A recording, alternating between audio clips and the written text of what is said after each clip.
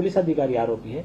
तो जब पुलिस अधिकारी आरोपी होते हैं तो ऐसे में पुलिस स्टेशन को न देते हुए डायरेक्ट कमिश्नर ऑफ पुलिस को जो रिटर्न कंप्लेंट दी जाती है, वो complaint itself is treated as FIR, उसको एफआईआर माना जाएगा और it has to be registered as FIR. दोनों मतलब उसका जो सुधीर होरा के गाइडलाइंस है वो इस टाइप से है। तो हमने उसके तहत वहाँ हम गए थे, आप सब लोग थे प्रेजेंट। वहाँ पर लक्ष्मी गौतम जी जो थे, जो जॉइंट सीपी क्राइम है, उनसे मीटिंग हुआ। उन्होंने कमिश्नर साहब से बात किया, फंसलकर जी से, और उनसे डिस्कशन करके हमने उनको पॉइंट आउट किया कि देखो इस लॉ के तहत हमारा ये एफआईआर है, तो आप इसको रिसीव्ड दे दीजिए। तो उन्होंने फिर ऑफिशियल एक्नॉलेजमेंट दिया है, वो कॉपी हम आपको दिखा चुके हैं। अब इसमें जो इम्पोर्टेंट चीजें हैं, पहली चीज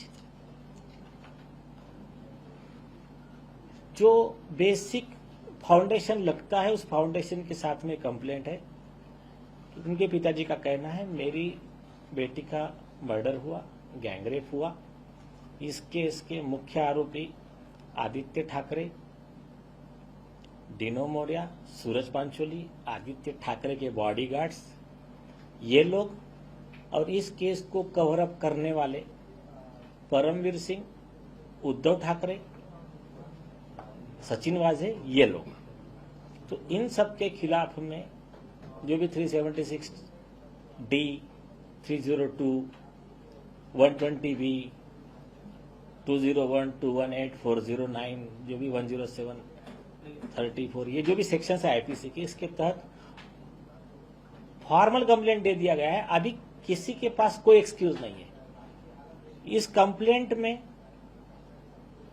ये बात स्पष्ट रूप से लिखी गई है, पूरा डिटेल देकर, कि अगर हमारी कंप्लेंट गलत है, हमारे खिलाफ सख्त एक्शन लिया जाए, नहीं तो हमारे तो प्रूफ सही है, आरोपी के खिलाफ एक्शन लो। ये दोनों चीजें दे दी गई है। इसमें डिटेल दिया है कि जो फॉल्स नैरेटिव फैला रहे, हाँ, इसमें संजय राउत वगैरह को भी अक्यूज बनाया गया है। संजय राउत हो या वो जो राष्ट्रवादी के प्रवक्ता विद्या चौहान हो, जो लोग फॉल्स नैरेटिव फैला रहे थे, इस कंप्लेंट को एक राजकीय मतलब इससे प्रेरित बता रहे थे कि sponsored by some political party और एनीथिंग, हमने कहा उस पर भी इन्वेस्टिगेशन कर लीजिए। दूसरा एक नैरेटिव कुछ उनके ट्रोल आर्मी हो या उनका जो नैरेटिव चल रहा था उनके कुछ खास मीडिया वालों की तरफ से, कि 5 साल के बाद क्यों जाग गए। 5 साल का बाद का विषय नहीं है ये, उसमें एक स्पेसिफिक लिखा है। पहली चीज बताओ कि पहला इनका जो स्टेटमेंट हुआ है दिसंबर 2023 को एसआईटी के पास में इनका स्टेटमेंट हुआ है, सतीश सल्यान जी का। उस स्टेटमेंट के बेस पे ये केस रीओपन हुआ है। तो 2 साल पहले से ही उन्होंने ये स्टेटमेंट दिया है। तो ये जो ये कह रहे हैं कि वो 5 साल बाद कैसे जाएंगे, ये बात झूठी है। एक, इसके पहले 29 जून 2020 तक उद्धव ठाकरे जो खुद आरोपी है और उनका बेटा आदित्य ठाकरे वो खुद मेन आरोपी है, तो ये लोग गवर्नमेंट में थे। तो कॉमन मैन इनके खिलाफ बोलने की कैसा हिम्मत करेगा, और उन्होंने क्या क्या किया, कैसा इनको साइकोलॉजिकल कस्टडी में रखा, कैसा किशोरी पेटनेकर इनको मिलने, पूरा डिटेल उन्होंने एक्सप्लेन करके दिया है। और कंप्लेंट में यह भी लिखा है कि जो नारकोटिक्स कंट्रोल ब्यूरो का रिकॉर्ड है, उस रिकॉर्ड के हिसाब से देखिए, रिया चक्रवर्ती, उनका भाई शोभित चक्रवर्ती, ये अरेस्ट हुए थे नारकोटिक्स के केस में, 27 दिन जेल रहे। उसके बारे में जो झूठा नैरेटिव फैला रहे वो एडवोकेट सतीश माने शिंदे, कि सुशांत के सुसाइड केस में इनको जो क्लीन चिट दे दिया है, तो वो बता रहे हैं कि इनको झूठे केस में 27 दिन अंदर रहना पड़ा और अभी देखो क्लीन चिट मिल गया। ये टोटल मिसलीडिंग स्टेटमेंट है। जिस केस में रिया चक्रवर्ती 27 दिन जेल में थी, वो केस में चार्जशीट फाइल हो चुका है, ट्रायल अभी पेंडिंग है, उसमें कोई क्लीन चिट नहीं मिला है। दूसरी चीज, ये जो सुशांत सिंह राजपूत का जो रिपोर्ट, क्लोजर रिपोर्ट चर्चा में है, उसमें सीबीआई ने पहले ही प्रेस नोट में क्लियर कर दिया, दिशा सालियान के केस का हमने ना कोई इन्वेस्टिगेशन किया, ना हमने किसी को क्लीन चिट दिया। इस केस में रिया चक्रवर्ती भी आरोपी है, ये संजय राउत भी आरोपी है, सभी लोग। अभी ये सब लोग पुलिस को जवाब दे। इसके बाद में एक बहुत इंपॉर्टेंट विषय, नारकोटिक्स कंट्रोल ब्यूरो ने रिया चक्रवर्ती को कस्टडी में लिया, उसके व्हाट्सएप चैट रिकवर किए, बहुत ही important chats between Rhea Chakraborty and Aaditya Thackeray वो रिकॉर्ड पे आए। मतलब कहा इन्होंने डिलीट कर दिए थे, इसने फोन छिपा दिया था, एनसीबी ने वो फोन रिकवर किया और फॉरेंसिक से वो चैट रिकवर की। उसके बाद में अब इंपॉर्टेंट जो चीज है, जो फोटोज मैंने आपको भेजे हैं,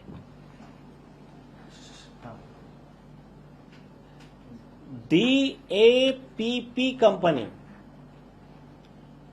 आपको मालूम होगा ये समीर खान की कंपनी है। ये DAPP कंपनी को ड्रग्स के अवैध बिजनेस के लिए कंपनी को अक्यूज बनाया किसने? नारकोटिक कंट्रोल ब्यूरो ने।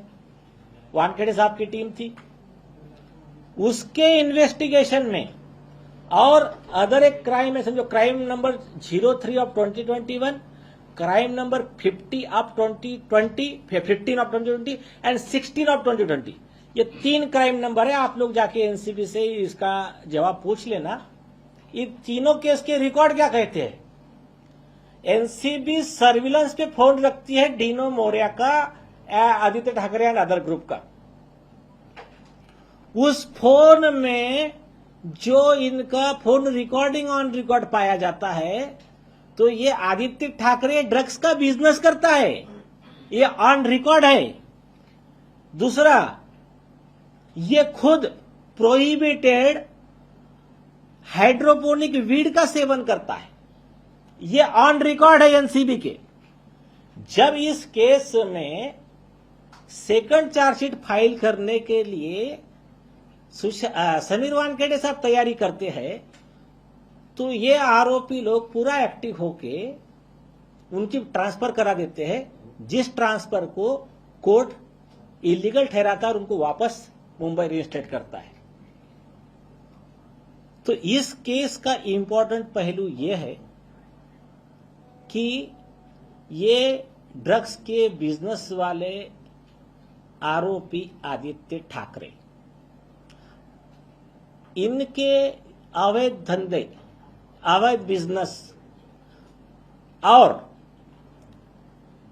कुछ चीजें जो ऐसी हुई जिसकी विटनेस दिशा बनी, जिसके वजह से इन लोगों ने दिशा का गैंगरेप और मर्डर किया। अब उसमें से ये फोटो और कुछ कड़ियां कैसी जुड़ती है मैं बताता हूं।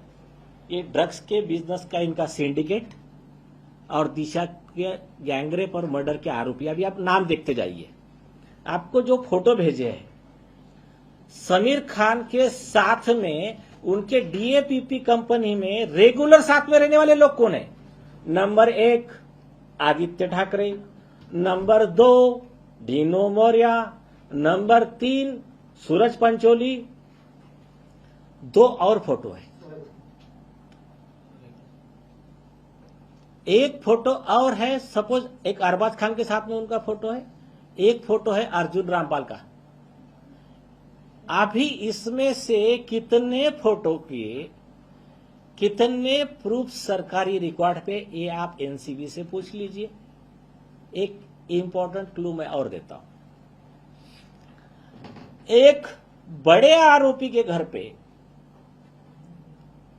रेड होती है एनसीबी की, समीर वानखेड़े साहब की टीम जाती है, उस रेड में ड्रग्स मिलता है। ड्रग्स मिलने के बाद में ऊपर से कुछ इंस्ट्रक्शन आते हैं और कहा जाता है कि आरोपी को छोड़ दो। इंस्ट्रक्शन देने वाला कौन और लेन देन कितने का? और यही आरोपी जो ये ड्रग्स के बिजनेस में आपको दिख रहे सिंडिकेट में साथ में, यही आरोपी उस मर्डर में आरोपी है। अब इसके और दो एडिशनल पहलू है जो लास्ट टाइम हमने डिस्कस नहीं किए थे। आपने कंप्लेंट में अगर देखा होगा तो स्टीव पिंटो करके दिशा सालियान के एक फ्रेंड है, ये बहुत ही इंपॉर्टेंट है। अभी इसमें नाम आ रहा है स्टीव पिंटो के ट्वीट में एकता कपूर का, तो अभी मैं बता रहा हूं, देखिए। वो जो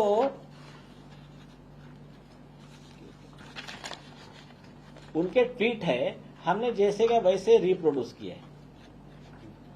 यह है पेज नंबर 30 ये ट्वीट्स है स्टीव पिंटो के। ये ट्वीट में अच्छा, और एक सीरियस बात, ये केस में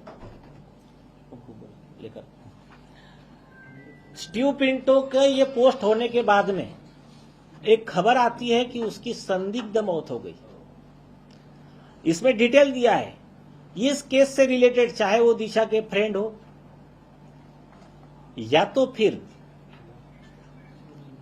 गवाह हो, ऐसे 10 लोगों की अननेचुरल डेथ हुई है, किसी की मौत हुई है, किसी को एक्सीडेंट दिखाया है, कोई तो गायब है। तो वो डिटेल्स हमने, वो जो न्यूज है वो मेंशन किया। अब स्टीव पिंटो के ट्वीट में क्या लिखा है,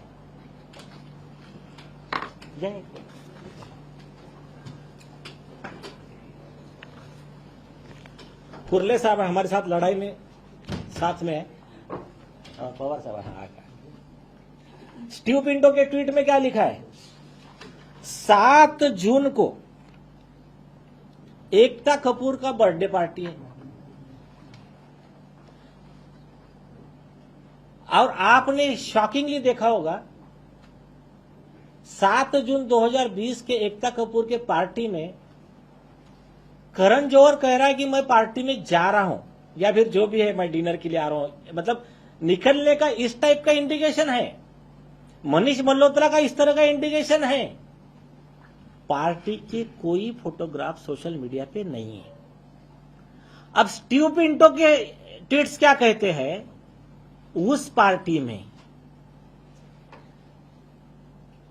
परमवीर सिंह, आदित्य ठाकरे, दिशा, सुशांत सिंह, ऐसी वो हिंट देता है कौन कौन। अब इसमें वो और क्या हिंट दे रहा है अपने ट्वीट में, किसी भूमि अर्थ एनजीओ की हिंट दे रहा है। जो नीतीश राणे जी पहले से आरोप लगा रहे थे कि एनजीओ से छोटी छोटी बच्चियों को लाया गया, उनको सेक्सुअली अब्यूज के विकृत राक्षसी लोग जो भी है, इन्होंने उनको अत्याचार किया, उसमें कुछ ऐसा हुआ। कई चीजें अभी मैं बता नहीं रहा हूं, आप देख लेना नेट पे, आपको कुछ चीजें मिल जाएंगी। तो वो सब चीजें उसके मौत का कारण बनी। अब हमने क्या किया, हमने उसको थोड़ा अलग एंगल से लिया है। हमने पुलिस को कहा कि आप इस पॉइंट पे इन्वेस्टिगेट कीजिए। नंबर 1, उस पार्टी में परमवीर सिंह, दिशा सालियान, सुशांत सिंह राजपूत, आदित्य ठाकरे ये लोग थे कि नहीं थे, इनके सबके मोबाइल टावर लोकेशन निकालिए। उस पार्टी की ये सब निकाल लीजिए। ये कोई भूमि एनजीओ का उसका क्या कनेक्शन है वो निकाल लीजिए। 2 नाम दिए उन्होंने, शायद कोई झिलन दलवी और गोपाल दलवी नाम दिए है, वो उनके डिटेल निकाल दीजिए, इनका क्यों नाम लिखा है उसने। उसके पहले ये निकालिए कि स्टीव पिंटो की डेथ कैसी हुई, वो जिंदा है कि गायब है, क्या है वो निकालिए। उसके बाद में ये जो आरोप लग रहे हैं कि करजत का फार्म हाउस आदित्य ठाकरे का, और जो आरोप लग रहे हैं उसकी भी इंक्वायरी कीजिए। अब दूसरे हमने इंक्वायरी मांगी है, वो मतलब कोई आदमी एक आधा वो मीटिंग कर देगा, ये इनकी परवर्सिटी की। एरे मृदुल कैथर, आपने पढ़ा है उनका फेसबुक पोस्ट? फेसबुक पोस्ट पढ़ा है आपने? उनका कहना है वो आदित्य ठाकरे के साथ काम करते थे। तो आदित्य ठाकरे जब ड्रग्स लेने के बाद में उनका माइंड जब ये होता था तो उनको किक मिलने के लिए ये कौन से काम करते थे डार्क वेब पे। तो ये उनका कहना है कि मरीन लाइन्स में, मरीन ड्राइव पे, ठीक है वो बंगले का नाम छोड़ दीजिए, तो वहां पर ये लोग बैठ के डार्क वेब पे टास्क देते हैं। कौन सा कंट्री, साउथ अफ्रीका, जो भी गरीब कंट्रीज है, हम आपको 25 लाख रुपए देंगे। तो इनको टास्क क्या चाहिए पता है?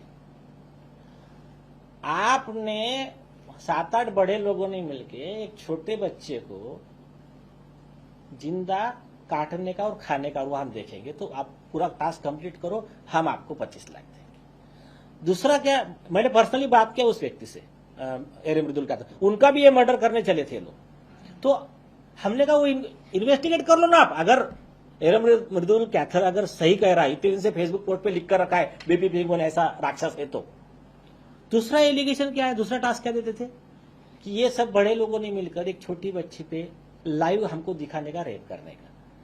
तो जब ये इतने सीरियस आरोप वो व्यक्ति लगा रहा है, तीसरा आरोप और ज्यादा सीरियस है।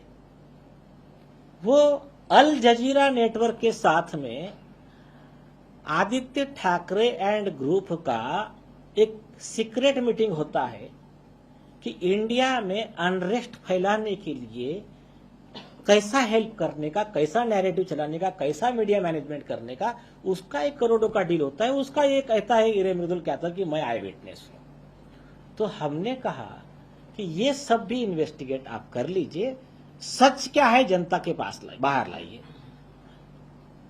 मेरा आरोप मुंबई पुलिस पर भी है, मेरा आरोप उन सभी लोगों पर है कि जब इतने सीरियस एलिगेशन पड़े रहते हैं आपके पास में, आप उसको फुल स्टॉप लगाइए, सही है या गलत है। लेकिन जब कई चीजें ऑफिशियल रिकॉर्ड चेक करते हैं, दिशा के केस में देख लिया, वो प्रूव हुआ। उसके और सबसे खास बात, कल फिर से एक बार ये सब होने के बाद उद्धव ठाकरे के सहयोगी रहे उनके पार्टी के ऑफिशियल प्रवक्ता, जो उस समय ये केस के विटनेस है, किशोर तिवारी, उन्होंने कल चैनल्स को फिर से बताया।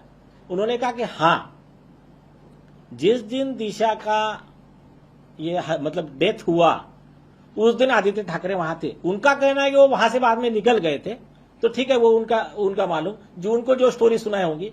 लेकिन उन्होंने कहा कि हमने हमारा सोर्स यूज करके पुलिस को मैनेज करके उनको बचाया, नहीं तो अरेस्ट हो जाते। ये उनका इंटरव्यू अवेलेबल है मीडिया में, मेन स्ट्रीम मीडिया में भी है।